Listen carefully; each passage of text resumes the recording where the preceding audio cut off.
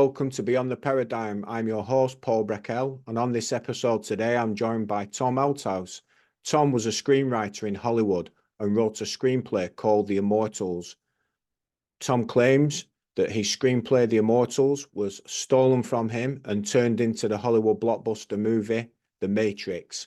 Join me and Tom today as Tom presents his evidence. Enjoy the episode. Welcome to the show, Tom Althouse. Thank you, Paul. Great to be here. It's good to have you. Just so my audience understand, me and Tom actually arranged this a while back and we had to rearrange, but I'm really looking forward to this discussion today with Tom. So like we were just talking off air, I mentioned to you, Tom, that I don't fully understand myself. Well, I don't really understand the inner workings of Hollywood, but you're somebody who's been involved in that industry and you understand Hollywood. And obviously today we're going to be talking about The Matrix. But just so my audience can sort of understand where we're coming from and who you are, could you give us a little brief sort of background into your sort of history within the film industry and how we come to get to this episode today where we're going to be talking about something that's basically been stolen, and we're going to look to prove that today. Absolutely. There's two ways into Hollywood, first of all, and I took the first way. The first way is you are invited in, you're groomed, you're courted, and you're shown the inner workings. You're also made privy to what goes on, and if you accept that, then you will be fast-tracked to the top. That's for the rare. That's for the 1% or less. The other percent usually have a backdoor way. They will clamor, they will claw, they will try to get in, and that's through, working your way up through extra work and things like that. It's a sticky slope. Tricky slope. And what happens then a lot of times, they have a back door called the D player door, where people can be brought in if they'll do nefarious projects to bring down A players. And they can usually be rewarded very well, usually with cash. Agencies work with Hollywood. And so what you have in my situation, I was groomed to be brought in throughout Cabal's factors and groupings. And was even given a card by the FBI that said, please extend every courtesy to Tom Althouse. The FBI is very much in the Hollywood circuit, along with the religious right and mafia. They're all connected because there's big money to be made off intellectual property. You deal with one family and you make a fortune just by controlling that family or even causing their demise, destroying them, they say. So there's a huge thing that spins around that, where once you're in that washing machine of the industry, it keeps spinning. There is no dry cycle. And so in my situation, I was thrust right into it. What I did, though, was Paul wrote a piece that was whispering through art to warn people what the plans were that were coming, that were made privy to me while I was being groomed in that system. So when you talk about being groomed, how are you selected? Like, had you gone through college and you'd done sort of drama or whatever, or what's the process? How do they identify you? That's a great question. There's certain markers they use, and one of them is your looks. Do you have the face for the industry? And they'll use that word, the face. It's a great question, and there are facets to the answer. Every great question has more questions. That's what I say. So it's like, here we go. So why did they choose my face? At the time, I was the blue-eyed, dimpled, blonde hair, that kind of thing. And they even told me in New York, they had me groomed for Broadway, that I would be one of the rarest individuals on Broadway because most of them have that more Latino look. And darker hair look. So at the time I had the blonde hair. So also they believed that I would be pliable. You have to be pliable. You have to be somebody that they can mold to their ideology. And that includes pedophilia too. So I failed in that aspect. Of course, I didn't fit that. And I started questioning a lot of things they were presenting. A lot of this is brought forward too at parties when you're being groomed. So at parties, you get the real meat and potatoes of what's going on and what's expected of you. That's how they set their settings for grooming, basically, through parties. You're also introduced to different people. When you're introduced to a lot of high-level people, that means you're being fast-tracked up the chairs, same as they do in the Masons. So you have the chairs. And then they do like what they did with me, give me the card to extend every courtesy. What they're giving you is protection. If you're part of their league, part of their group, selected to be one of their elite, they do use that term, then you are going to be made famous. The mafia did the same thing. If you watch The Godfather, go back to that classic film, the guy with the horse head in the bed, right? Because he wasn't giving their chosen singer or actor the position they wanted. Yeah, There's a lot of strong arming and things like that. You will use this person. A lot of things like Broadway, they will center around a production where they pick who they want for the lead. That is the agencies, cabal, mafia. They'll choose who they want for the lead, and then they'll build, it's called building around them. So many times I was told that I would be a center lead, as in Sunset Boulevard. I was told I'd be meeting Glenn Close, they called her Glenny, and I'd be having dinner with her, and I'd be taking over the lead of Sunset Boulevard. See, they fast track you through these, where they put you, like they call it a chess game, how they position your piece. Does that make sense? So it's not at all what people would think. And many of our actors, from Keanu Reeves to you name it, have purchased through their gravy, basically. They call it gravy. What they do is they actually comply. They'll do anything, basically, Mel Gibson, to get their positions, their roles, their fame, their status, and that black card. So that is very much the industry. Now, I was in a unique situation where I was groomed, but my morals just would not bend. And they said that I was too straight-laced, and was not realizing the laws of nature. They actually tell you in the industry, it's about the laws of nature. What is that? Another question comes up. That is that the strong prey on the weak, that the strong see the weak as food and fuel for their future and building blocks for their foundation of their kingdom. So they have books they pass around, such as 48 Ways to Power, I think it's called, something like that. And that book is all about pick both thrones, play both sides, and then when you see which side's going to win, snuff the other one, and join the winning team for life in a high level. See, this is all part of the aspects of it. In fact, the Wachowskis had a book called something like How to Make $1 Million in Hollywood Without Losing a Dime, and they called that their Bible. Now, that was all based, Paul, on B movies. Make B movies so that insurance monies that cover the films, make a bad movie, don't put much into it, and the insurance will then come in and you made a profit by doing a B movie. That was their Bible. They had Plastic Man and Carnivore still not made yet. So why would they do this piece, The Immortals, which is so way over budget when I wrote it, because I was writing for the art aspect and trying to serve audiences with something that would really blow their minds and be plausible for the future, even with the tech in it. That was not what the Wachowskis were writing about or following in their Bible. It was about B movies. So they had to bring this way under budget. Anyway, does that help? It does, yeah. So just for my audience, Tom wrote a screenplay called The Immortals, and basically the Matrix film is based on The Immortals, and it's been stolen from Tom. Could you tell us though, tell us a little bit about how you came to write The Immortals, and then when you first realized the actual screenplay had been stolen? When I was in college, I was being groomed I was asked to join IBM in a top position. I was being, there was different groups, different performance groups that were top, international tours. I was then recruited by Pat Robertson's group, the Religious Right, to come, and they were insisting I come. Their president called me, Bob Slosser at the time, and said, you have to come here. And I thought, well, at least that'll be a place that's, supposedly Christian, and it will be a good place for study. I won't be distracted. That's what I thought when I went in. I went into a maelstrom of cabal activity and plans for the future. That's why I whispered through art. I was noted right away and told that I should be the face of the Christian Coalition that correlates with the Law and Justice Center for Law and Justice, which is Robertson's creation. Pat Robertson is now deceased. And I almost said, thank God. And what happened is he has a sex ring operating that goes with Disney. It's that complex in a cabal. What you understand then is that they get away with everything. There's no holds bar. So everything is controlled by them, basically, in this world.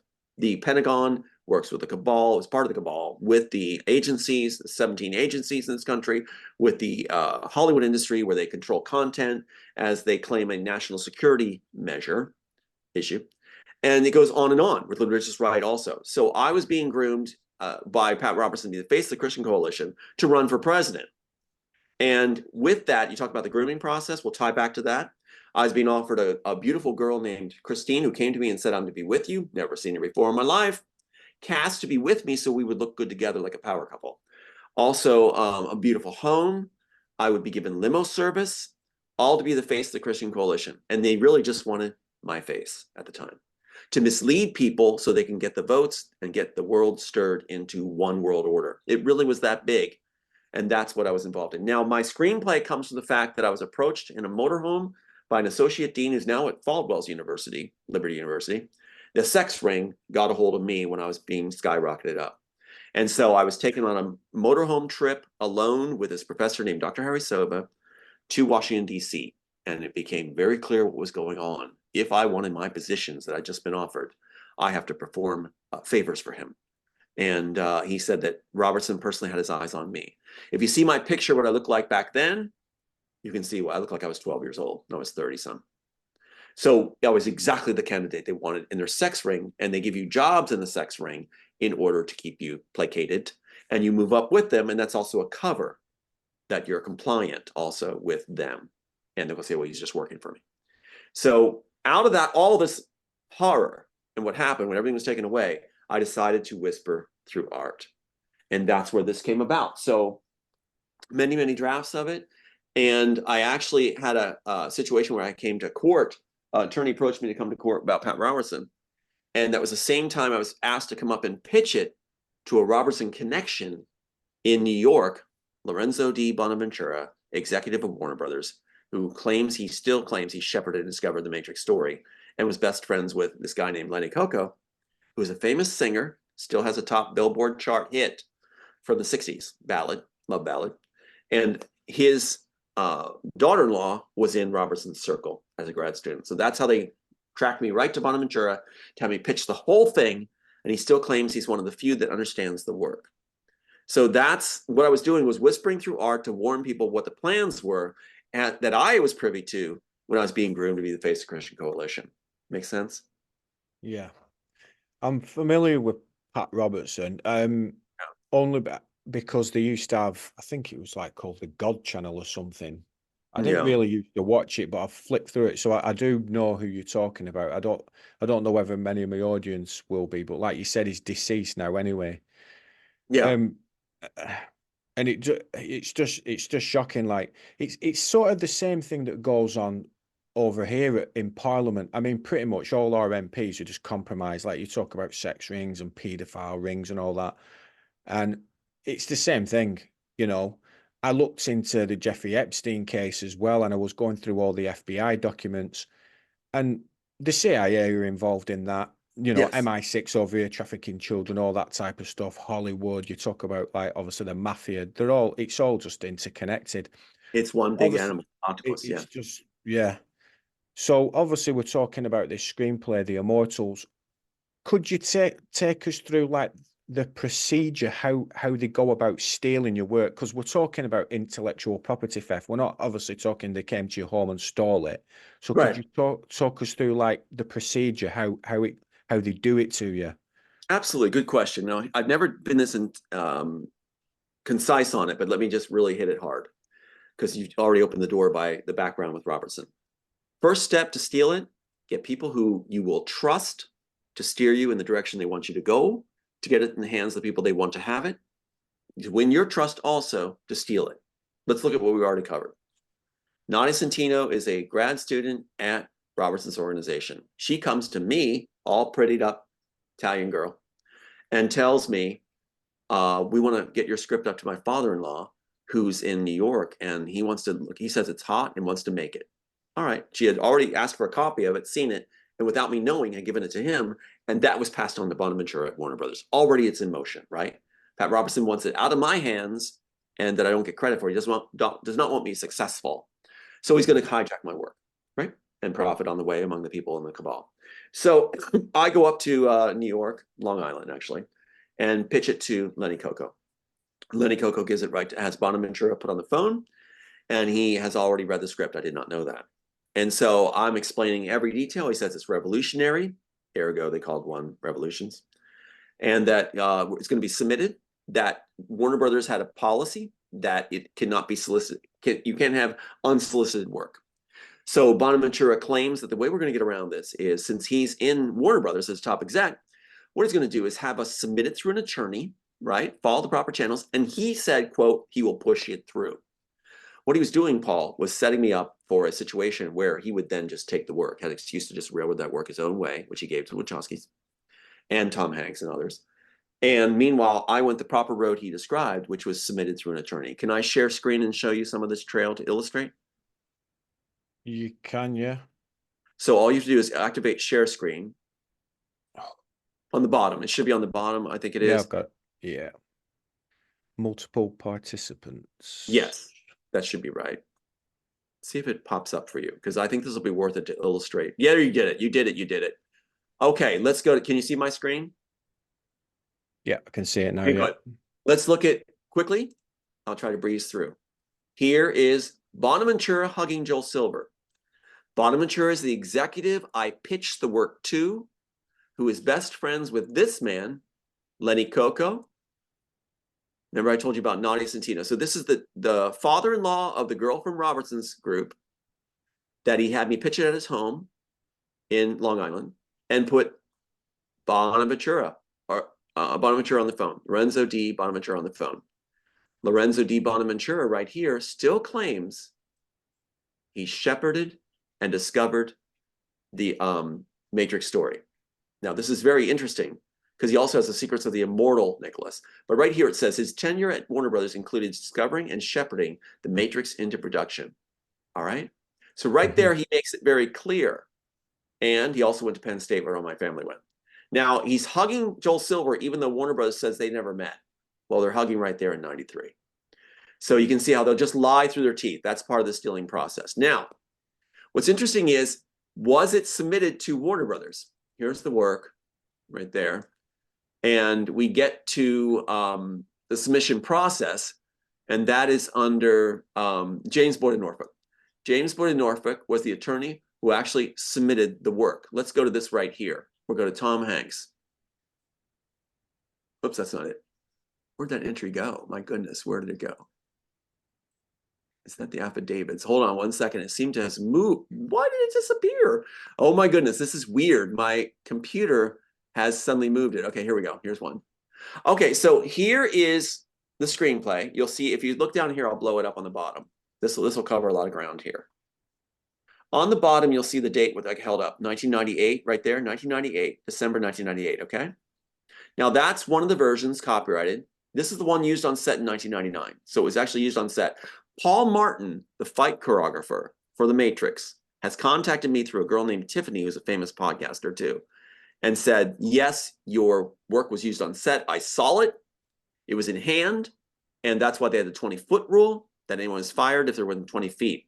But the Wachowskis go on to do something even worse.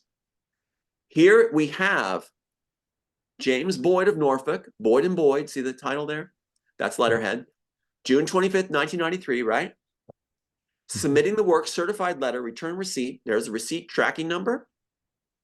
To Diane Bellis, care of Elizabeth, Bonaventura's friend, he said to submit it to, inside the story department. Story department, Warner Brother, 4000 Warner Brother Boulevard, Burbank, California. In it goes a script, character breakdown, music, story treatment, everything on that date. Now watch what they do to steal it, to answer your question. What do they do in the end? They employ, literally employ, Tom Hanks to claim what? To claim that he is the author of The Immortals. Now you saw my title is The Immortals. In fact, Warner Brothers says there's no copyright on Matrix. They only copyrighted my title, The Immortals, after I submitted to Bonaventura. Sounds like should be hands down win, right? Right there. Unless you supply attorneys from them who's not eligible to practice law, then you won't win. Then your case is thrown, right? What's the last act that attorney did when he called me to do this case and threw it and gave him all my materials to Joel Silver, the Wachowskis, and Warner Bros. Gave all my stuff to them, working drafts, everything. The last thing he did was when I fired him, within a half hour after he was fired, he contacted Warner Bros. Attorneys, his classmates from Berkeley, and said, you may proceed to summary judgment without any objections after he's fired. That's how you finally throw the case. See how it's happening? That's part of the trail of theft, right? So here we have Tom Hanks with The Immortals and The Immortals. It says by Tom Hanks, employee for hire, by Time Warner, Warner Brothers, and HBO.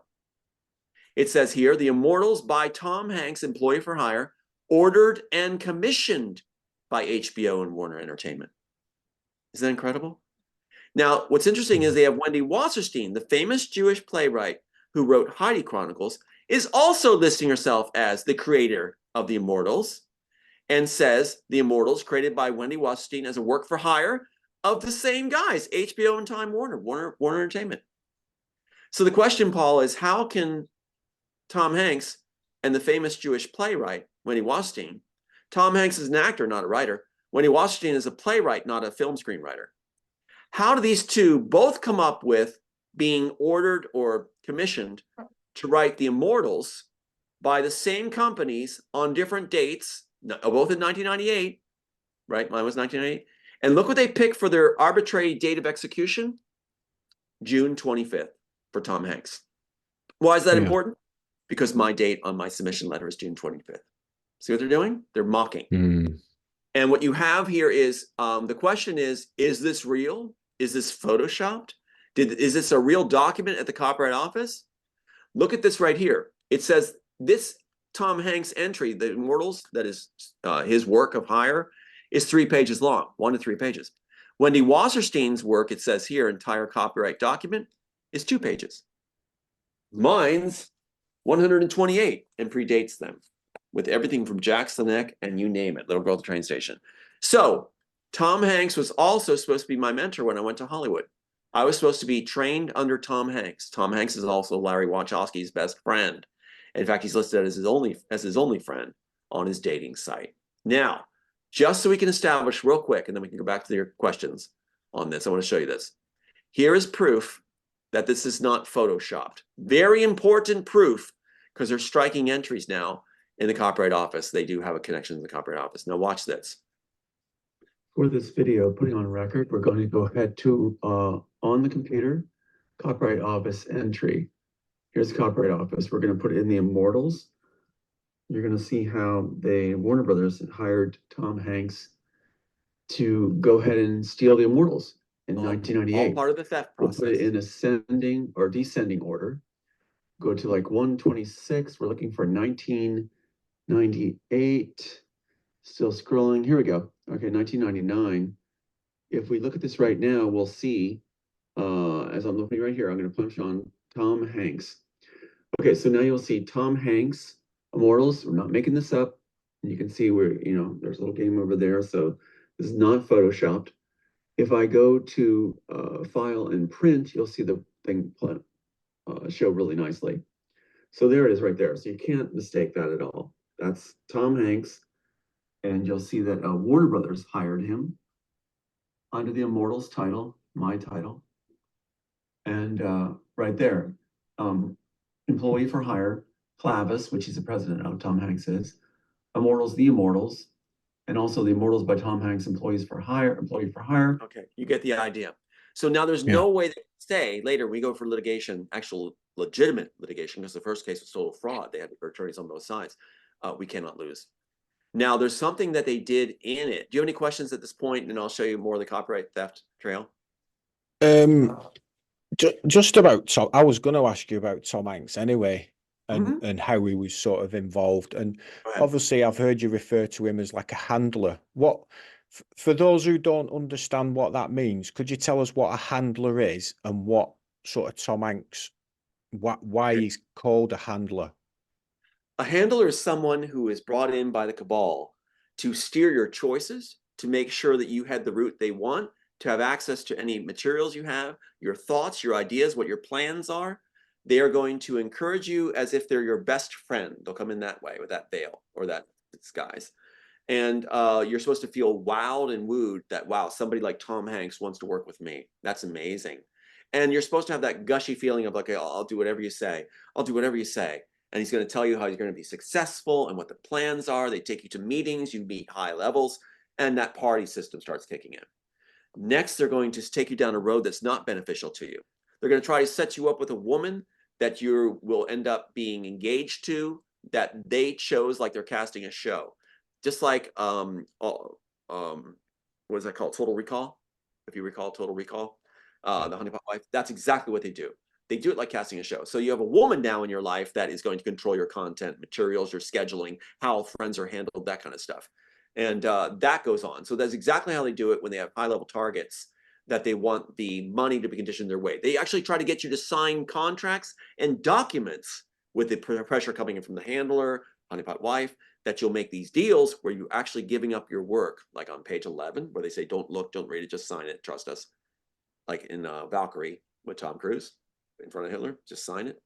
So then you lost yourself on like a page 11, where it says that all your work will then be given to the second party, when this relationship dissolves. So that's how they do it. They also become your POA, power of attorney, where if anything happens to you medically, they make the decisions on what your life is going to be and what happens to you medically. That's something. That's what a handler is. And they will have a series of handlers come your way. When Tom Hanks falls out, they'll bring someone else my way. And they'll usually do this. It's a great question, Paul. They'll do what they employ. They'll employ what they call mirroring, which the agencies say. So say you're Paul, I'm your handler. I approach you, best mates, right? Right off the bat, we're best mates. I frequent the same pub you go to. I am interested in the same stuff you're interested in. I'm also looking at doing podcasting. I also knew the girlfriend of yours. I am like this. So suddenly we have all these connections. Like, wait a minute, that's so amazing. This must be meant to be, is what you're supposed to say. This is so synchronistic, is what you're going to say.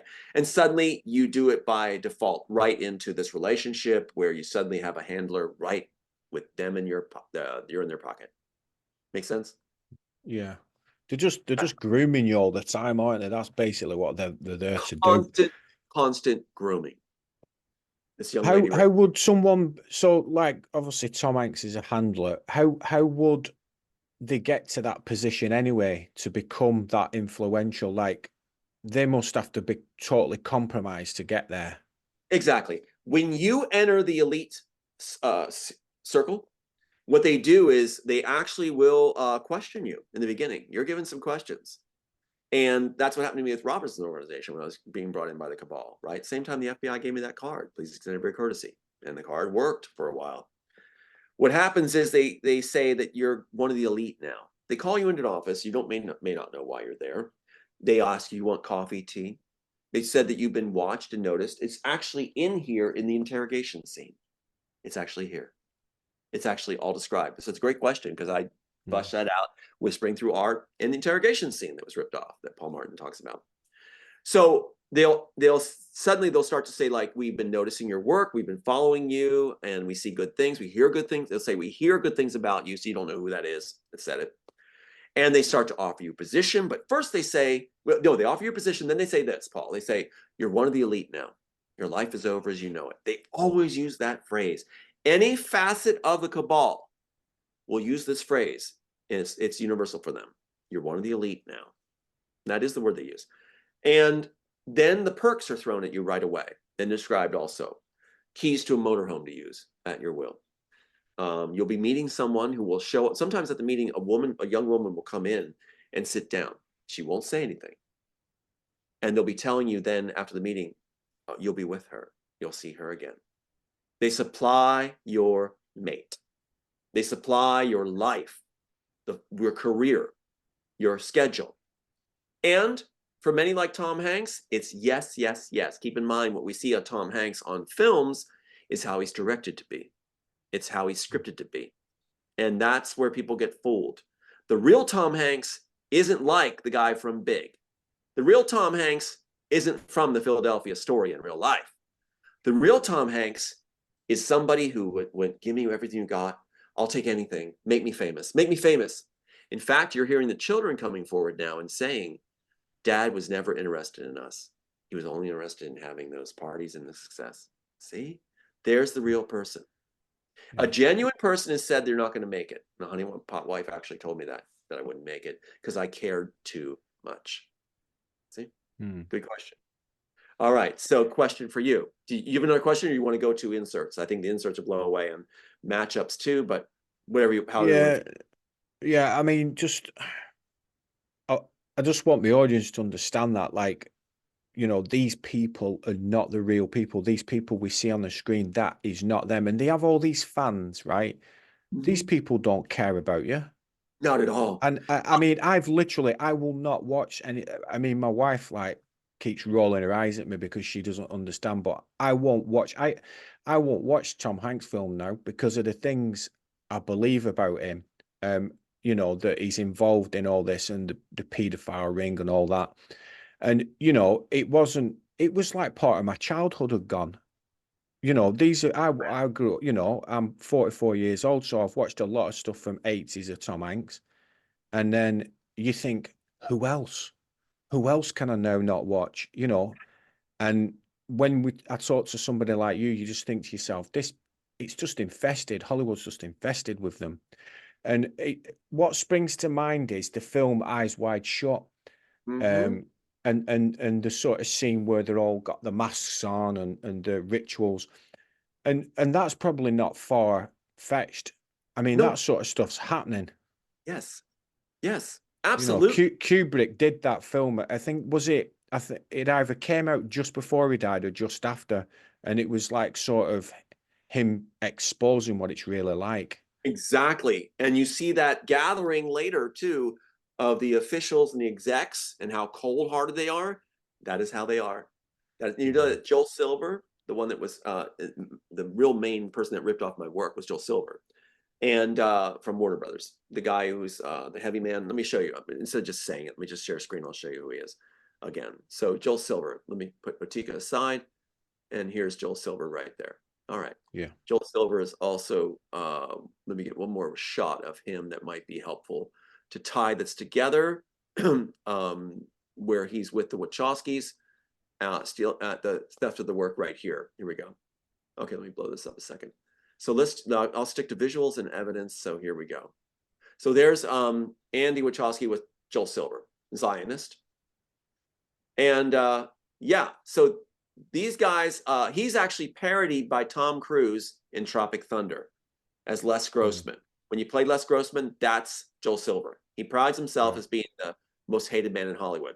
He's the one that stole my work just viciously and actually called a hit on me where a car ran me down in Canada and he was doing altered carbon, which is exactly my premise. The rich in the future have immortality. The poor is used as pawns in Canada around 2018.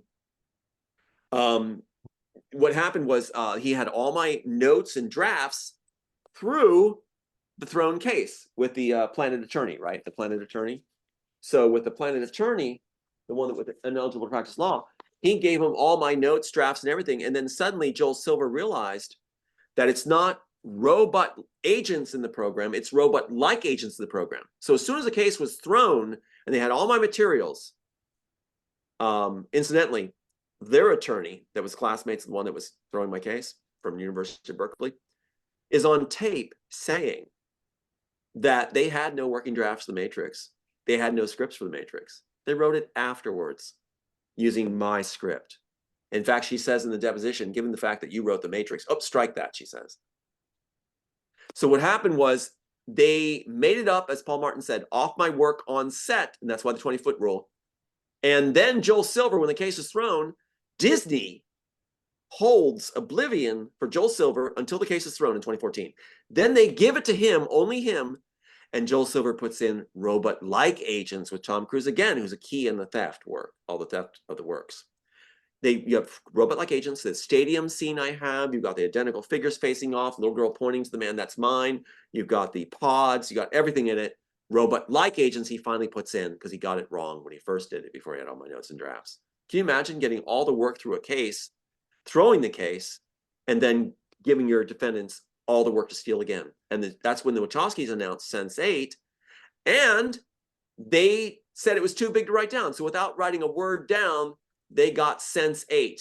And here's how far they go. This lady right here was at my deposition. They took a 7.5 hour of me, but none, I didn't get any of them because they had a Planet Attorney to block it. Catherine Chilton was vice president of Warner Brothers, litigation counsel, right? During the time throwing the case from my submission in 1993 to 2017 when it's fully thrown. Then she becomes director of content litigation at Netflix, where Joel Silver does Altered Carbon, the exact premise, rich in the future have immortality, poor as uses pawns. And the Wachowskis do Sense8, too big to write down, $1 million deal from Netflix, because this clown, who was at Warner Brothers, went over to Netflix as soon as the case is thrown, so she can control content litigation and make sure the Wachowskis get $1 million deal right away to steal my work there. Make sense? Mm-hmm. So that's the theft process, how big it gets when they want to get away with it. And do you think this man, anyone, do you think this guy actually wrote anything? They still aren't doing Plastic Man and Carnivore, where Plastic Man is where the this guy defecates, radioactive material, and Carnivore, where this person eats rich people. Still, nobody will do it. This man, and this guy, Larry Wachowski, even here, still lists on his dating site as straight, and his best friend is Tom Hanks. Yeah, this is still a guy, but he had to do it. Why did he have to be posed as a woman? Why did Andy had to become a woman when obviously he was like a bar dude? Why did Andy suddenly have to act and look like a woman? Well, the reason is because of what they stuck in the first graphic. May I show you what they stuck in? Yeah, go Okay, ahead. here we go. So let's look at what is in the first graphic of the Matrix. And let me get the composite. Where's the oh, here we go. First of all, I want to show you the scene of the Matrix. The first scene they shot, the first scene I wrote, the interrogation scene, and how they flashed my material. See if you see anything on this page as it goes by. Keep in mind, this was back with VHS, and you get a fuzzy freeze. So see if anything catches your eye on the folder when it opens. This is my information being given in the first scene shot, first graphic made for the Matrix. What you see? Anything? Catch anything? It was a bit quick for me. That's right. It's supposed to be. Susanna Bolgen, the graphic designer, not to set you up like that, but the graphic designer for Matrix said that anything in for a split second is for the director's eyes only, right? Only for the director's eyes. Here's Susanna Bolgen right here. And all through this, she is saying... So this is the interrogation scene. That scene where it flicked, that's the interrogation scene, isn't it? That's the interrogation scene. And keep in mind, very good to point out, Keanu Reeves had no direction, no lines. No one did. Even the Smith agent had no lines. This first scene they shot was only to put the author's original material in. Wait, you see what they stuck in that graphic. Okay, ready? Here, one more time. Knowing now that Susanna Bolgen said anything for a split second is for the director's eyes only. The most, and Wachowski say throughout the film is stuffed all kinds of stuff you'll never know about. He says, they say to audiences. So the most important work they're going to stick in is the first graphic, isn't it? So here we go. Once again, knowing that, let's watch it one more time. All right. So obviously, you didn't catch it. Mission accomplished. Not only was it done for a split second, it was done upside down for a split second. Mm-hmm. Now, we're going to take a look at this and see what's in there. Keep in mind, too, let's play a little bit further. Watch Keanu Reeves' face and see if he has actually been given any direction. Keanu Reeves without direction is like a fish trying to swim on land. Can't act anyway. So watch what happens without direction. What's he going to do? He's going to look around, not knowing what to do. Watch. He's like, oh, God, where's my line? What do I do? Throughout the scene, he's like, oh, yeah. Okay, so let's go back. Establish that this is what it is.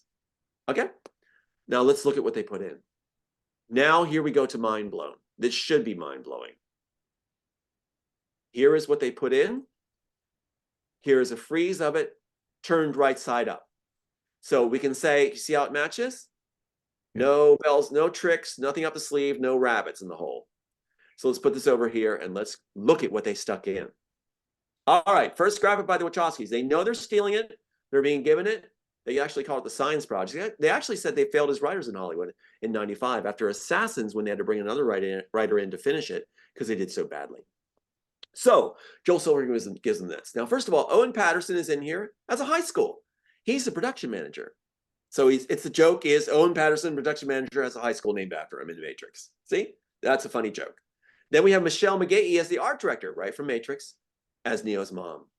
Those two yellow boxes are the inside jokes for the two people that Wachowskis actually claim made this graphic. But they claimed also, the Wachowski claimed that everything that went in is for the that they did only, Andy and him equally, 50-50. All right, so first of all, you've got this Central West High. Do you see the Central West Junior High? Central West? Mm-hmm. There's my diploma right there. Central West High. That's where I went to high school. Next. Now keep in mind, all these entries are stacked. Susanna Bolgen says that all entries are stacked so that it gets by the clearance department. There's a clearance department at Warner Brothers, Paul, that all these entries have to go through to make sure that they're not attached to any particular person, right? So they stack them, Susanna Bolgen says. And here we have the first graphic with it stacked heavily. Not only my high school tweaked to junior high, that's not much of a tweak. How many high school names are there in the world, right? And you just land on Central West. We always called it Central West. Now, Thomas A. No brainer. Thomas A. Got two. Let's count. Two, right? Anderson's my Scottish clan name. John A. My dad's name. 3. Anderson's 4. Think of the probability of having all these in the first graphic in a major film when there's a clearance department that's supposed to make sure nothing like this happens. March 11th, see it? We didn't box that because we didn't know about it at the time. The reason I know this is here is because an insider from the story department told me it was here. Let's look at a big number 5 for the inserted material. That's Otika Ball. That's my fiance who was at the pitch session with Bonaventura. That's the one that took the phone call on how to submit it and was there with me. Her birthday is what? March 11th, which they give to Neo's birthday. Let's prove it. Here is Otika Ball with me at the Rockefeller celebration after we pitched it. Senator David Boren's niece, Paul Ryan's distant cousin. Big parties, big Republican Party players. Here's Otika Ball's write-up online. She is March 11th. So Neo's birthday is the fiance of the author they're stealing from. Her birthday. So we have high school, dad's name, fiance's birthday, my name, Scottish clan name, July 22nd. On the banner. We bumped it up there because we got to have Otika's birthday for Neo. Why? Because when Otika was taken away by Disney, it destroyed me, and that's when the work was given to the Wachowskis, so they celebrate that. See, that's why that became so important to them. Celebrate Otika. Now, July 22nd, my records were erased in 1996 to 99. So they're celebrating. They knew somehow my birthday was altered to in records that the USAA Insurance now saw. When I called USAA Insurance, Paul, they said the only record we found was from 1996 where your birthday's listed as July 22nd. They're celebrating not only the fiance leaving me, getting my work at that point given to them in 1995, 96, they're also celebrating that my birthday was changed and I didn't even know about it, right? So in 2003, what happens? Oh, that's not all. One more. So we got, what, 6 entries now? In the first graphic, what's the mathematical probability of having all that entered when there's a clearance department that'll make sure it doesn't? Look at the column. TA 40, 99. Do you see that? Yeah. Well, Tom Althouse, TA, was 40 and 99. Larry did that because at the pitch session, Bonaventura asked me my age. And I said, well, I was joking. I said, I'd never give it out because as an actor, you want directors to think of you with an age range. So you don't want to focus their mind on this. So what does Larry do? He grabs a hold of that. So Bonaventura told him about the pitch session and Joel Silver. So it's related to the Wachowskis and they put in TA 4099. That's to mock the author, right? Which the insider said. Does this make sense? That's 7 entries in the first graphic. Yeah. Now watch what they do in Animatrix. In Animatrix, you have a clock filling the screen right here. This is the actual shot. Let me show you the actual shot. If I can grab it real quick, here it is. This is important. See it right there? That's an Animatrix. Now, what's so telling about that? I'm going to put you on the spot, Paul. What's the black hands pointing to? Well, on the middle one. On the middle one. There's a 7. And? 2. And what position is that? How many points before the 60? There's 60 degrees on the clock. Yeah, it's only a couple, isn't it? It's 1. 2 or 3. Yeah, 1. It's not much. 1, 2, 3, 4. Yeah, you got the 4th one. So that's 7, 2 on a 60 grid of 1. It's 59. 7259. Look at my Yeah. license. Let's blow up my license on the bottom. Yeah. Pop, pop, pop. You know what's coming. So how stupid are the Wachowskis to do this? 7? What do you see? Yeah. 1959. That's right. Does it match? Mm-hmm. Perfectly. Yeah. 1 degree any direction, it's over. Now, why the red hand? Mm. Red hand is 4 past the 4. Why do you think? Not to put you on the spot. 44. That's right. Good job. What is Larry doing? What was he doing since I pitched and talked about my age? Not giving it out? I was 44 in 2003. My birthday is 7259. Every point Yeah. on this clock is perfectly balanced. A red hand in Hollywood. You talked about the cabal. A red hand in Hollywood, a red hand or a red 4 means assassination. The Wachowskis are making a wish list here. Get rid of the author so we never have to look over our shoulder and get full credit for his work without ever having to worry. See what's going on? Isn't it incredible? Yeah, it is. So why did it, a question about this, why do you think, what's the reason that they do this, that they put these things into mock? What is it, just something these Wachowskis, or is this something that has happened to other people? not as extensively as mine. Now, many will claim things and say, I see it, but you have to be the actual submitting author for this to stick and apply, right? Now, if I was the mailman or the garbage man, this would still be considered a coincidence. I mean, not this level of degree. They'd be mocking the garbage man or the mailman. But if you're the submitting author, everything is amplified. Everything comes out to this is why they're doing it. Now, why is a great question. What the storyteller or story department guy said is a guy that called me and just pointed all this out to me when the case was being thrown. And they blocked this from being entered. You'd think that would win the case, right? But they blocked it from being entered because they control both sides. He said this, Paul.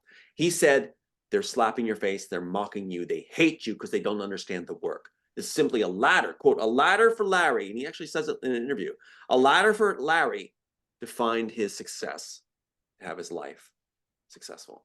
So it was to mock the author. Also, it's to have a leg up on Warner Brothers. Remember I talked about Assassins?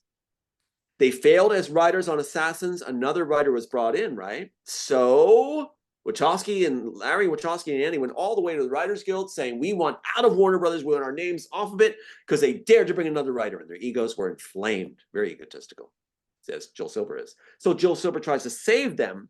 They actually wrote an article in 95 saying that we failed as writers in Hollywood. We'll have to pack our bags and leave Hollywood unless we're given a project to direct. Another article that we have, they said, it's called the Lost Article. It's actually called the Lost Article. In it, we have a copy. They said, the author says, or the interviewer says, what's next? It's a transcript of it. They say, we have Plastic Man and Carnivore, but we're hoping to be given the science project. They were given the science project when Otika Ball leaves me. She got enticed away by Disney and promised everything. And that's when they get the work and they're given the science project. And that's what they called this. Now, they also called it other things. Does that answer the question? Yeah. Okay, then let's go to an important point that follows that. What the Warner Brothers did was they had so many entries. Let's get rid of this. So any questions on these entries, by the way? Or are you good? No. Okay. No, I just needed to understand why they do this mocking. Please do ask anything. I'm not criticizing you for asking. I want you to ask anything possible. Ask it. I have to show a clear hand and clear heart. When you talk about the 20 feet rule, just so my audience understand what Tom's talking about, it means that whilst they were filming The Matrix, I hope I've got this right, no one was allowed within 20 feet of the directors, which were the Wachowski brothers. That's right. Now convert that to meters. What's the reason for that, Tom? So people understand why. Okay, here we go. If you're within, I think we can answer this way. If you're within 6 feet, or I would say, let's say about 5 feet away, you'll be able to read something very clearly. And this is what you're going to see. Let me drop it down. I'm doing the hard way, aren't I? Okay, let me pull out one more time. Let's say you're 5 feet away from this. What do you see? The Immortals. That's right. What if you're 10 feet away? You can still see it. What if you're 20 feet away? Can't see it, no. Can't see it. That's why the rule was instituted. So if you're within 20 feet, if you start walking up to him when on set consulting illegal stolen material, you're fired. That's what Paul Martin made clear. As I understand it as well, wasn't Will Smith originally offered the role as Neo, but he refused it because there was no script? There was no script. Yes. And he's talked about that recently. He even talks about what they talked about. He's done this clip lately where he's like saying, like, he said they came and said, it's going to be really cool. We have a real cool shot. And Larry says, shot, really cool shot. And we're going to have cameras around. You're going to be caught like this in the air, frozen, frozen, frozen. They're talking like that. That teaming. And he's like, no, what? You know, they never showed him a script because the script was not to be shown. Isn't that something? Matt Damon in Inception, which is another part of the ripoff, said he was never shown a script. He was sort of visual storyboard. So the Wachowskis convinced Hollywood they could rip off the work by doing it, working off a visual storyboard. And that's why they inserted all those extra things, such as the Ghost, Train Man and Ghost, which they use in Matrix. They have Alice in Wonderland, Necromancer, Dark City. They have all these things. So when people cite these things, they go, you know, well, this is off of that. This is off of that. That's because on set, they're making up what fills in what's missing as they make it up off the visual storyboard from the original work. But these other projects do not have all the personal information of their authors in the first graphic. This is the core, the heartbeat, the center of the Matrix. This is where it comes from. And as they make it up as they go along, they insert Dark City, Necromancer, everything else. See what I'm saying? They insert it to fill the gaps. Make sense? This right here, too, I want to show you, is also from Animatrix, just like the clock, from the same sequence with the clock. Okay, so let's call the clock up again. So no denying it. There's the exact birthday, right? Got it. And age, which Larry got his way on that.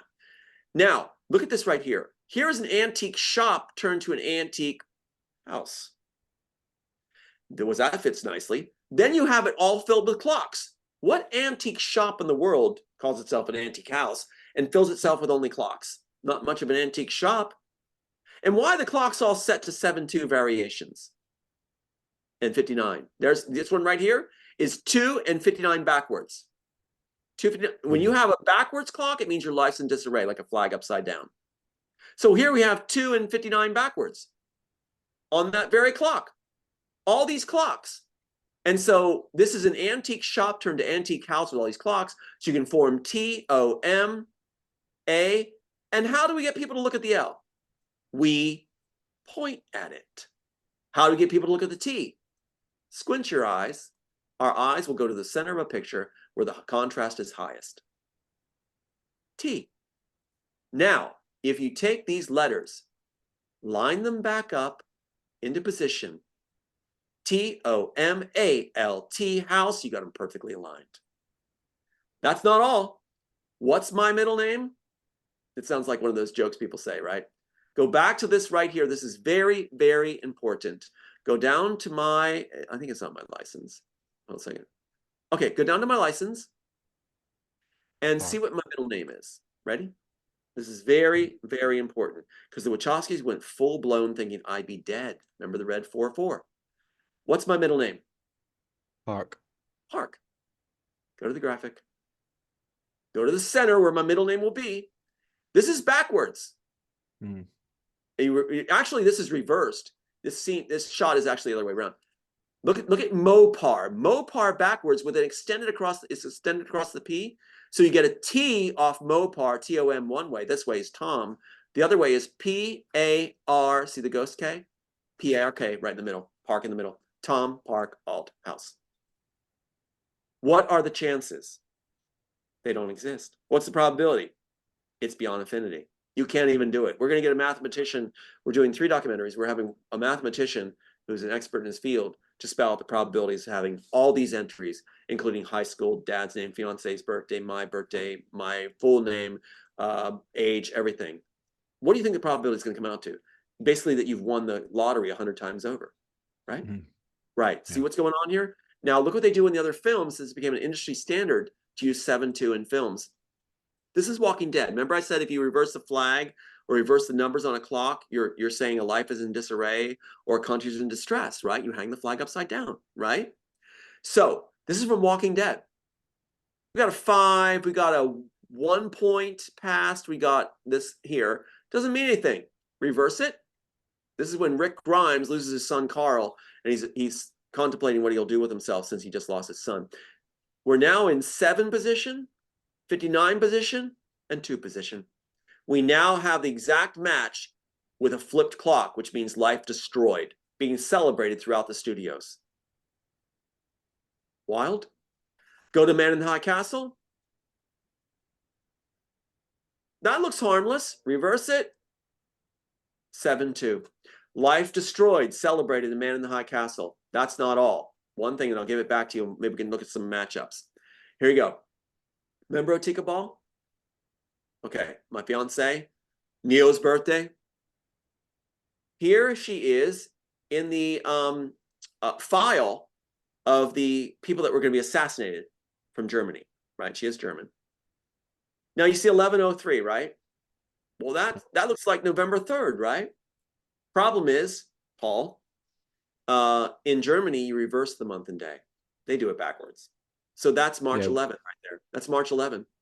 So we do, yeah. We do it differently than you do in States as well. Yeah, yeah. So, okay, then you guys do it too. Yeah. Okay, cool. Do it for you. So you know what I'm talking about. Now look at the tape. This is the tape that burns in Man in the High Castle when Juliana is getting rid of the evidence on Smith. So this reflects the Nazis getting away with the evidence being burned by Juliana. That's a very big moment to stick in something important, isn't it? Because that's what they did with me. When they got Otika, they destroyed my life and gave the work to the Wachowskis. So let's celebrate by burning evidence like they did with the supplied attorney, Tony Rankin, working as classmates with them, destroying evidence. Let's put 1103 on that also. Let's put the date of the tape as March 11th. Let's put the assassination entry on the guy as March 11th. Let's just celebrate Otika off the charts. Let's not stop there. Let's go to Man in the High Castle and do a very long scene where the clock is backwards, which means the author's life is destroyed. Because when I lost Otika, I was destroyed. So let's celebrate that in the train station scene. Here's where it gets good. It's called layering your image. She was the one that pitched to Bonaventura, right? So she was at the pitch session with Bonaventura, making sure she got the information from him off the phone. She's a witness that was at the pitch session. Now, I called Otika Teak, like the wood, Teak. That was her nickname. She introduced herself to Lorenzo as Teak. What are they doing in Man in the High Castle? Teak. Okay, you stay. Where did Otika Bernard now, go to school? Where did dear March 11th, March 11th, March 11th, all these entries, go to school? Teak went to Oklahoma State University, OKU. Getting it? That's how far they go. Now, one quick thing and back to you. Then we can look, I'll show you a couple matchups if you want. March 11th for Otika. Stop.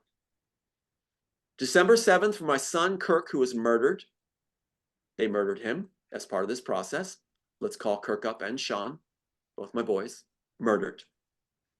Lap pull on a military base in Japan, American military base. He is drowned in a lap pull, Messianic death. Sean killed by a snowplow.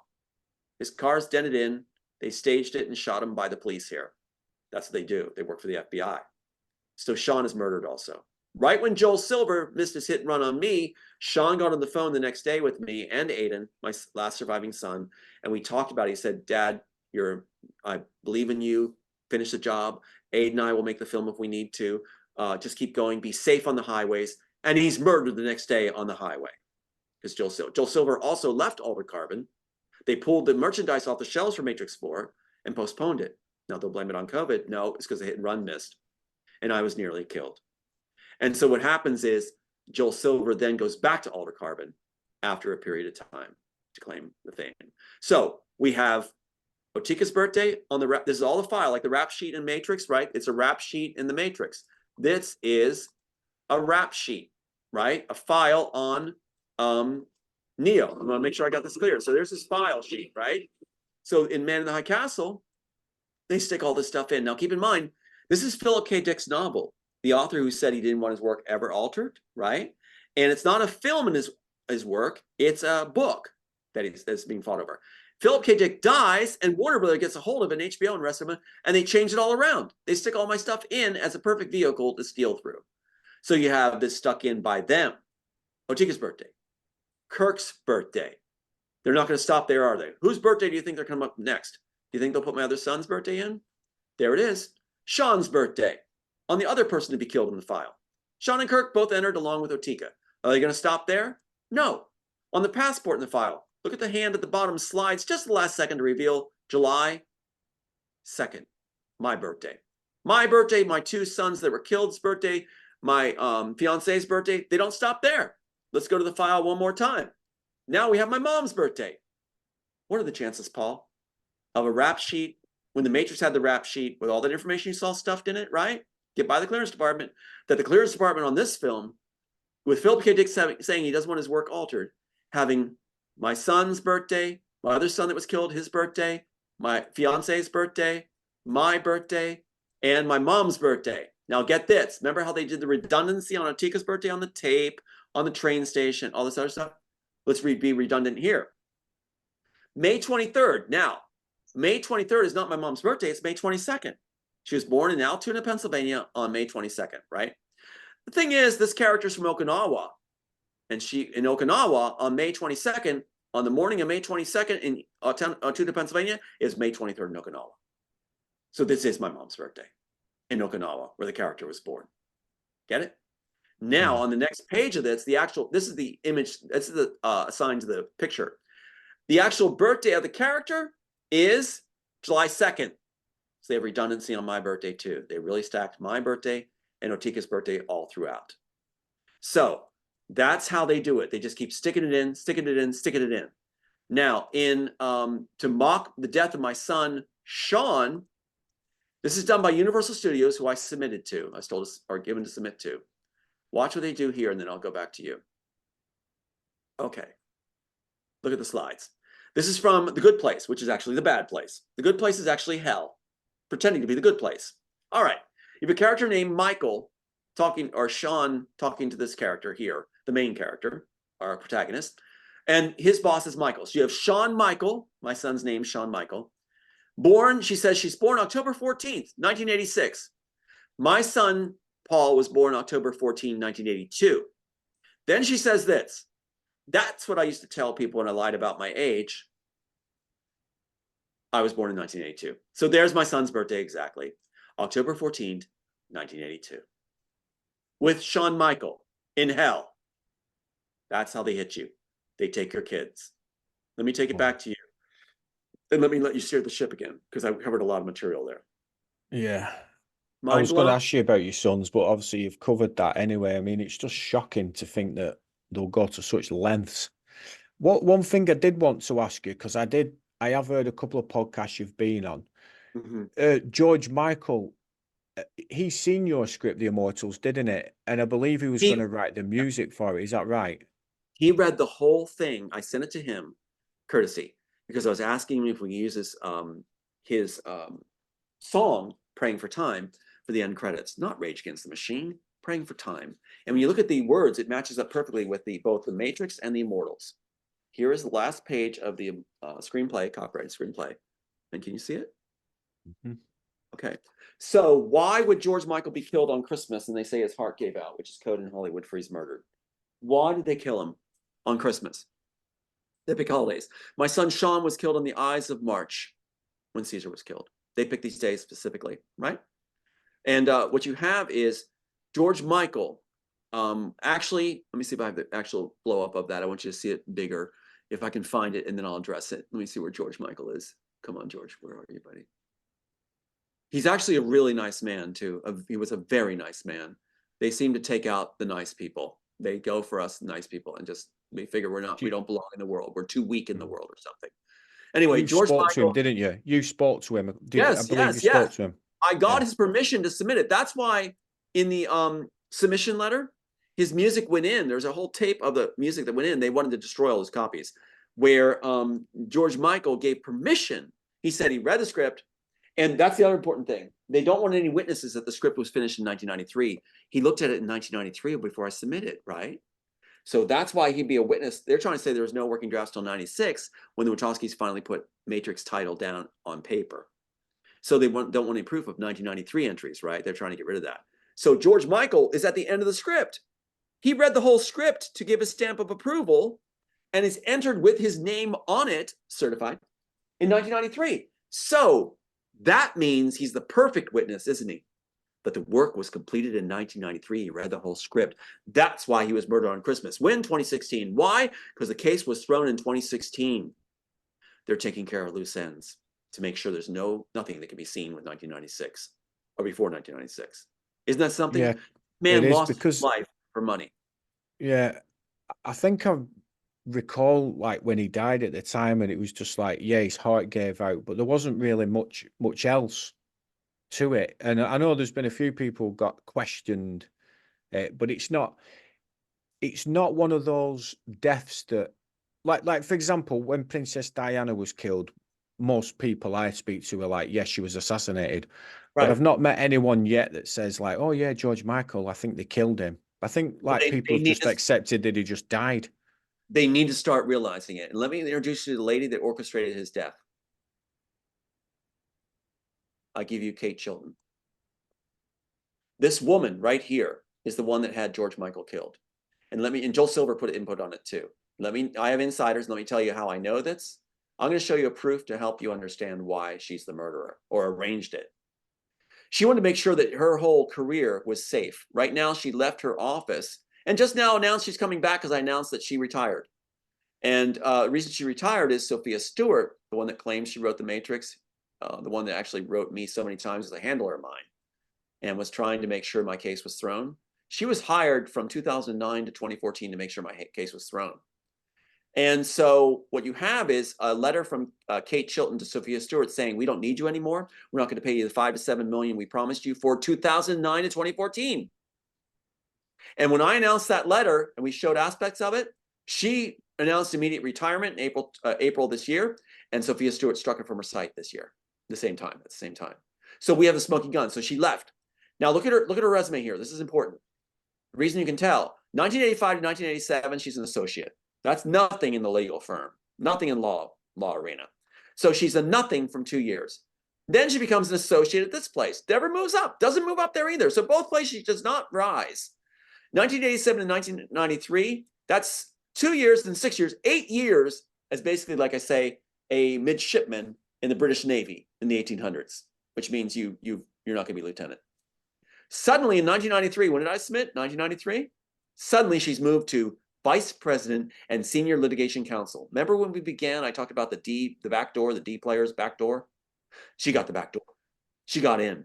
What are you supposed to do? Nefarious work. So she's a nobody, failed at her career, brought in like the Wachowskis, like Elon Musk, brought in to take the tech, take the work, and she becomes vice president right at the top because all she has to do is cheat, lie, steal, and make sure that they get away with murder, literally. So what happens is she's at my deposition, besides writing that letter to Sophia Stewart. Now, she told Sophia Stewart, you're not needed in the letter. We're not going to give you the $5 to $7 million. We took care of Tom. So Sophia Stewart posted on her site to show that she was offered $5 to $7 million at some point by Warner Brothers. When we pointed out she strikes it, she retires. Now she's coming back. Her husband, which is interesting, is part of the Humanitarian Awards Commission. So what happened to the Wachowskis? They were offered the Humanitarian Award via her husband as she orchestrated everything. She's the one that gave the tech to Elon Musk. Elon Musk didn't come up with Neuralink. It's all through our pages. The Wachowskis said they want to do Jack's neck for real. So a lot of money to be made. So what happens after she throws our case, as we said? Director of Content Litigation immediately at Netflix, so they can launder Altered Carbon, Sense8, and the rest. Right through there with impunity. Then she becomes a Superior Court judge and was supposed to be till 2029 to make sure that if I ever come forward, she can stop it. She'll stop it, influence other judges there, make sure no one ever brings the case forward, and it's shut down. See what's going on? This woman right here, I announced publicly on the air, Kate Chilton is the one that arranged the murder of George Michael to make sure her legacy would be intact. Yeah. Wow. Yeah. Yeah. Yeah. All these people from the inside are letting me know exactly what's going on. They're showing me the evidence. They're letting me know. They're calling me up. They're letting me know. Why? Because they're fans of the work. Do you not think that at the end of the day, that people would gravitate to the ones that actually created it? If Elon Musk is found out to be not coming up with these creations and just had faked it, do you think the following would stay with him, or do you think it would actually go to the woman or man that actually created the work? And it was proven. Would they not be the underdog at that point? Are we not conditioned in our films and stories to celebrate the underdogs? Absolutely. You're an underdog right now. By doing this interview right now, you're an underdog. You had the courage to bring this forward and to show evidence that they do not want seen. I have 2 dead sons murdered, and I'm told they're murdered. Sophia Stewart, my handler at the time, calls and mocks me for their murder and said that they're murdered because I was in a cult. Kate Chilton employed Sophia Stewart. That's why there's a payoff letter from Chilton to Sophia Stewart at the same time, right when George Michael's going to be murdered. When? 2016. Well, Kate Chilton had the case thrown in 2016, 2017. Get rid of the loose ends. Anyone, they were arguing at that point, they don't want any working drafts before 93, between 93 and 96. And I had said in my deposition that George Michael was our prime witness to show that the work was finished in 93. So his heart gives out on Christmas as a message to anyone else in the industry. Don't help Tom Althouse or any other writers when we are profiting off their work. Yeah, it's the love of money is the root of all evil. And, Exactly. and throughout doing this podcast, and I look into a lot of different topics, and time again, money, it's always there. And this is what it is. I mean, these people are selling their souls, aren't they? They really, really are. They really are. Because look at the evidence we have. How can we possibly lose our case? You saw the inserts, right? There's no way a judge is going to let that be thrown out unless your supplied attorney, who's ineligible to practice law, and keep in mind, Linda Burrows, his classmate, who was for Warner Bros. Lead attorney, was his expert witness for him later, and also reinstated his license. Do you think they're connected? From University of Berkeley. And what was his last thing he did? He made sure there was no depositions, no discovery, nothing at all. That the last thing he did was make sure there would be summary judgment. As I said, keep in mind, now listen carefully, closely to this, anybody, closely to this point. Again, this is very important. How do you throw a case when it's summary judgment has to mean there's no tribal issue, no proof whatsoever? Have we been going over proof today? Is it pretty mind-blowing? So how do you get around it? Have attorney supplied as a handler. Make sure that his last thing he does, even after he's fired, within a half hour after he's fired, have him call your firm. And you're supposed to have a meeting, he said, but he said that the phone call suffice as a meeting. He said, I'll allow you to proceed to summary judgment now without any objections. That means no evidence entered. That's the only way you'll win summary judgment. And what's online now? Tom Althouse lost his case. Did I really? What? I've seen that. I've seen that online, yeah. Yeah. Does it say about how the attorney was unlicensed and said that the opposing firm can continue to summary judgment without objection? Without evidence? That's the only way they could win, right? It had to be sabotaged. That's fraud in the court. That's criminal. Now they're afraid of going to prison. They actually have called me, different ones, and said, there's a whole bunch of attorneys that said they're afraid to go to prison. Tom, just let it go. No. Now the question, would you be fair to say, like, do you fear for your own life? Like, there's people obviously willing to kill people, and they've attempted it with you. Well, I've been hauled off on fake 302s, which is where in this country, they say you're crazy and dangerous and have somebody paid off to say it. And they just come and take you away with the SWAT team in Hollywood. Has these SWAT teams and policemen that just haul you off and put you away in the insane asylum without any due process, no process whatsoever, not even a hearing. Oh. You're just locked away for life. And so that's been attempted 6 times on me, right? And what's going on is, yes, they killed my sons. They told me they did. But what they were doing to me was, the threat on me was, we will kill your last son if you keep talking. Go back to Man in the High Castle. What do they say over and over in all those different scenes? You have a son, don't you? You have a daughter. They do that very thing. So my life, am I concerned for that? No. My last son's life? Of course. I have a tape from a Disney attorney saying, the reason cars pull up all the time is to show they can get to my last sons anytime they want. They said I won the chess game, Paul, because I did interviews. Now they're striking all those interviews, trying to pay hosts off. You'll probably get an offer to strike all content. So there's no record of me. I'm to be erased. And that's why these entries were stuck in these films so heavily. That's why 7/2 is all on the birthday. I'm to end up as a urban legend, a myth, and never existed. That's why Sophia Stewart's claim to me was, you'll only be a footnote. What did Wachowskis say in their article from TMZ, owned by Warner Brothers, where Linda Burrow, the lead attorney, classmates of the supplied attorney, is attorney for TMZ? It said that I was know-nothing hack, famous for nothing, quoting Wachowski, showing their faces big. Know nothing, nothing. Don't look over here. When I have awards for my work. Now, one thing I want to show you, I've never showed anyone else before. We just discovered it. We're making discoveries all the time. There's 190 matchups in the Immortals with Matrix. Isn't that something? 190 matchups in here, including Jack's the Neck, what the Wachowski said they want to do for real. Squiddies, the Underground, Zion, Blue Pill, Red Pill, Little Girl Train Station, Identical Figures, the End, Pulse Wave coming out, Pointing the Sun, all that's there. Here's something we discovered. I knew it was here, I just couldn't find it until now. Watch this. The first draft of the Immortals. And what you're going to see here is something really cool. Do you remember Bullet Time? Remember Bullet Time? In Matrix, they have Bullet Time, where everything slows down and the bullets fly. Yes, yeah. That's what the Wachowski reclaimed. Oh, it's genius. That's genius. I want to show you from the original script, the Immortals, original draft. Right here is Bullet Time.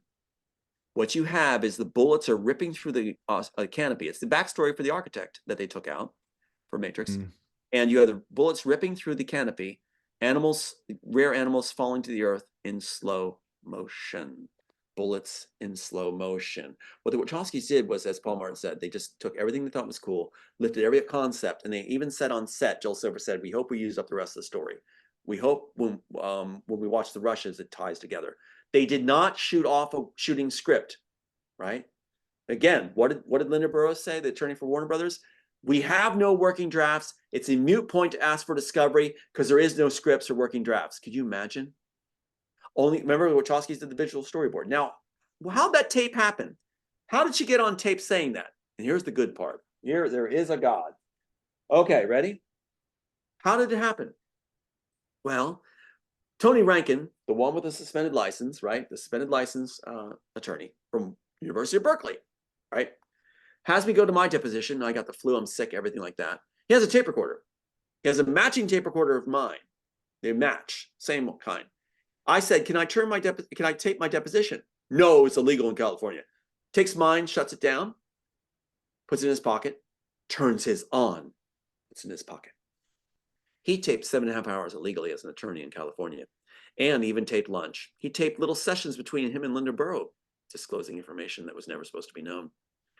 And he had the audacity, after all the information is disclosed, to say, you cheat, you're not going to win, you're not going to win. He's chewing me out because I proved my case. It made him angry. He actually said this, I want to give him everything they want and be done with this. Imagine an attorney saying that. Whereas contract says I can't fire him, or I'll be charged all this stuff. Anyway, at the end of all this, that's where Linda Burrow, he says, well, how about that just long-awaited discovery that's set up between them? She says that phrase that we said, that story where she goes like, it's a moot point to ask for discovery. We don't have the working drafts. No, that wins our case right there. That wins our case. Fraud, not giving discovery, no due process, and you don't have any evidence. We win. But here's Rankin's response. Well, then I'll write a letter so we can agree to disagree, to cover his own butt. He's not going to, and then chewing me out right after that. He gave me the wrong tape recorder back, Paul. He gave me the wrong tape recorder back.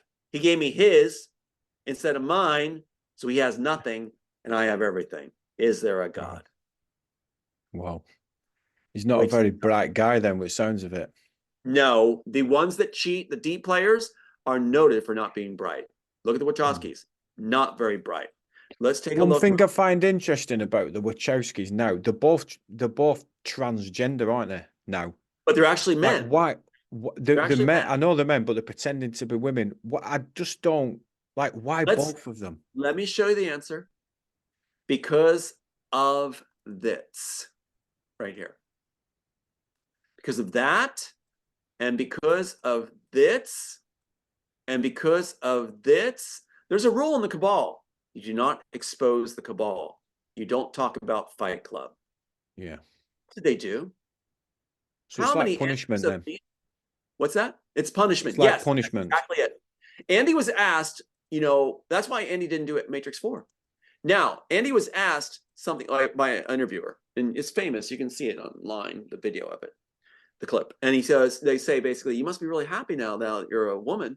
And Andy's looking like this. He goes like, no, not really. He didn't want to be a woman. He didn't want to be a woman, did he? But that's the punishment.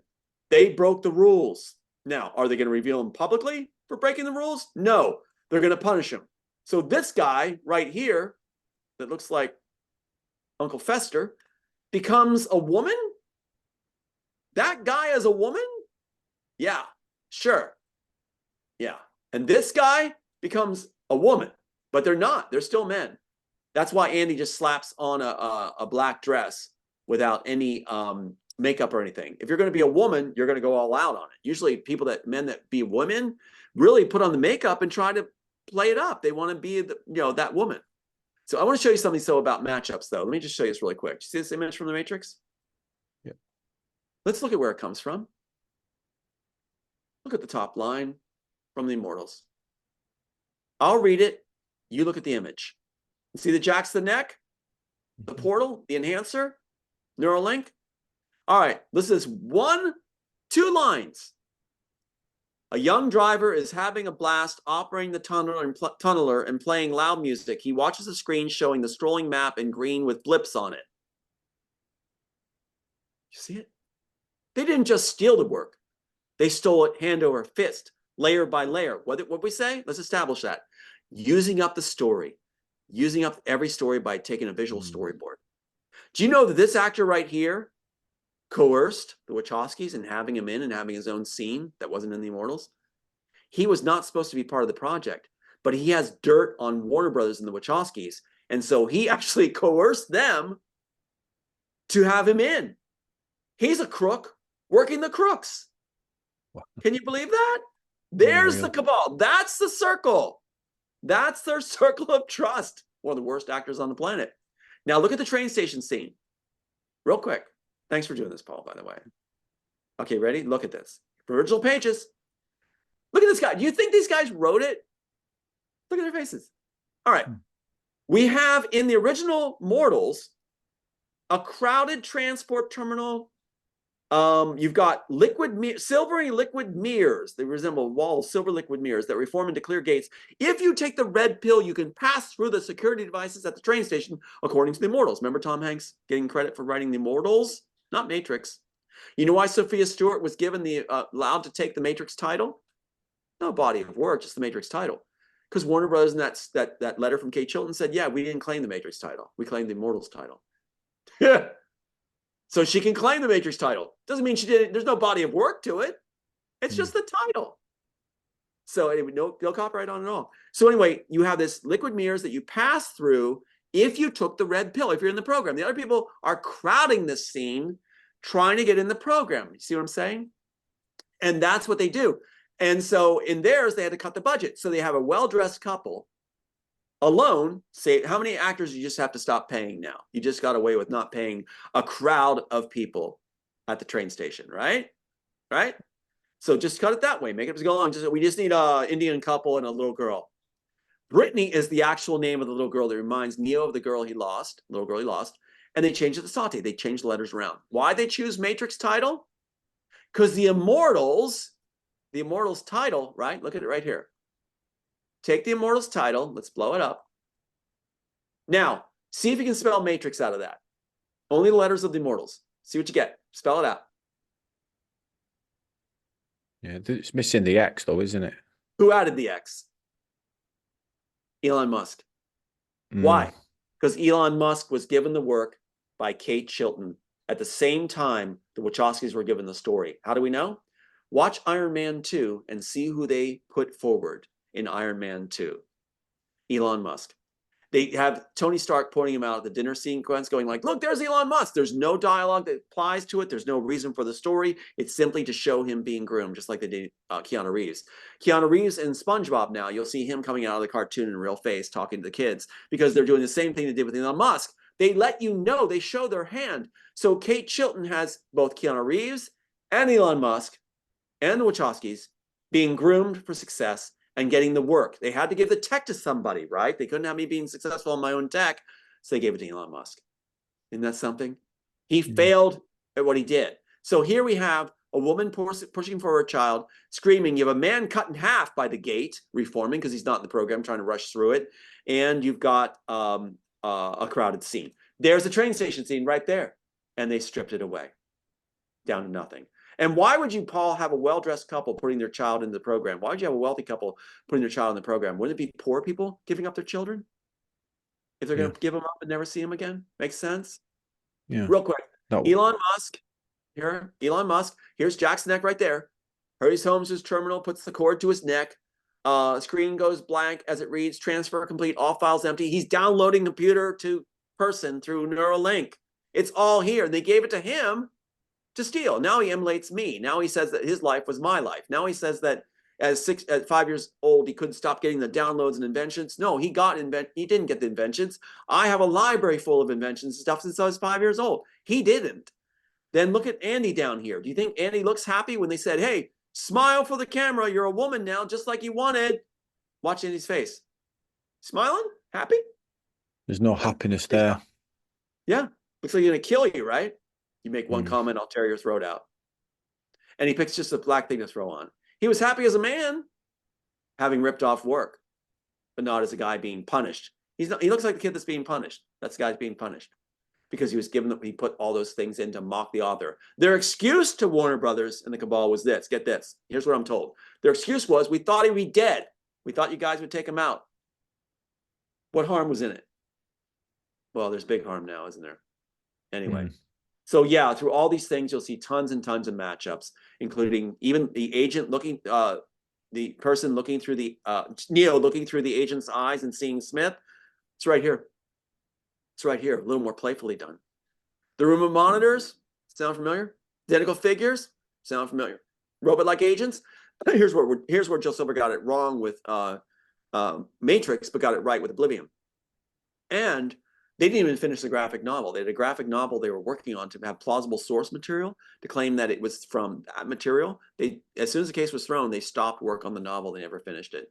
Seems robot-like. As its eyes flick to the left. Remember how the robot like agents get orders and they go like this? They go like this with their face, with their transforming. Yeah.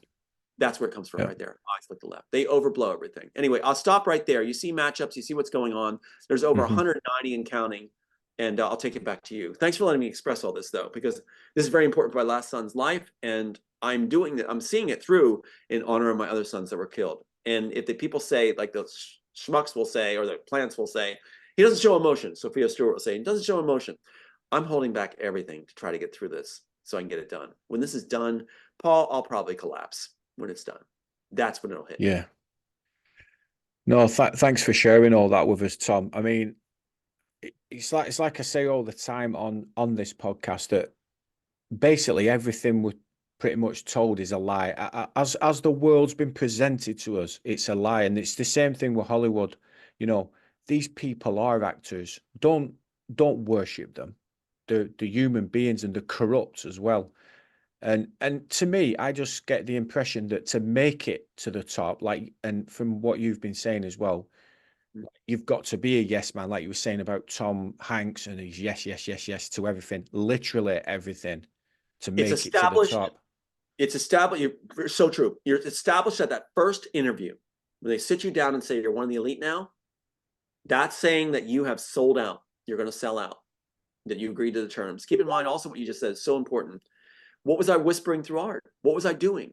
I was writing about what the world really is, where people are snowed into thinking what it is. It's not sound like a Matrix, that our reality is not the reality, that there is another reality, and to take it, you need to take this pill, then enter a program.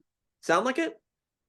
And keep in mind, the red pill and the blue pill, Paul, the red pill was the bad pill in the Immortals. The red pill is offered by Smith to Neo in the Immortals as the only pill he's offered. Otherwise, he and his family will die. His family will die if he doesn't join the program with the agents.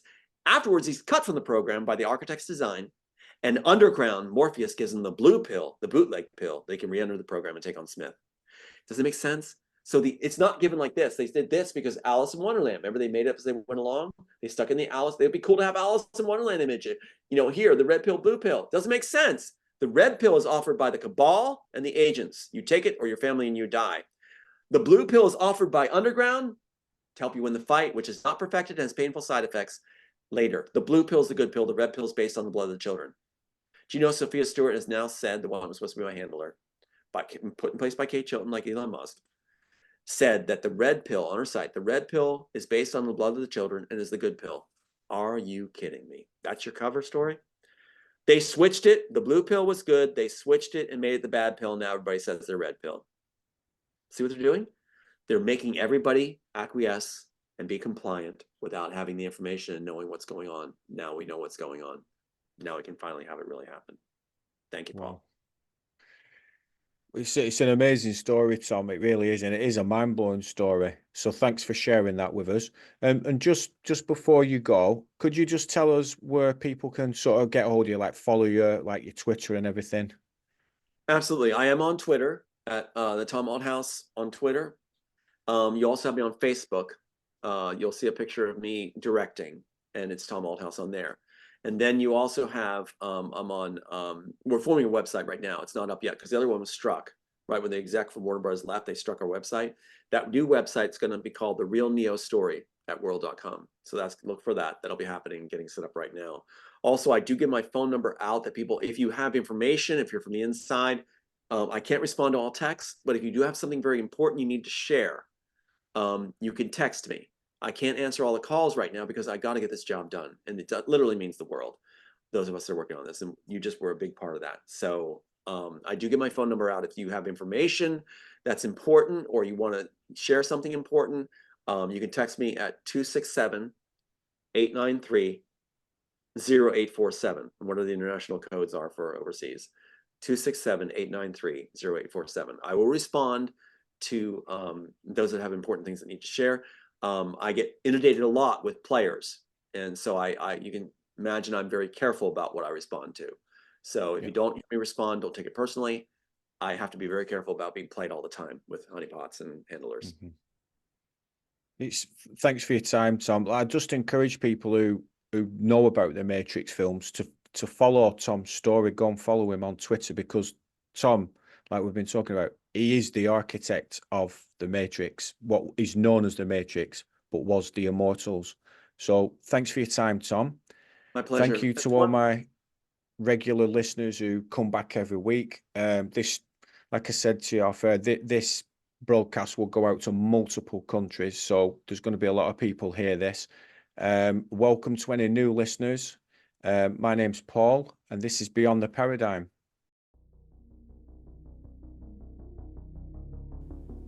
Am I crazy? We don't use that word in here.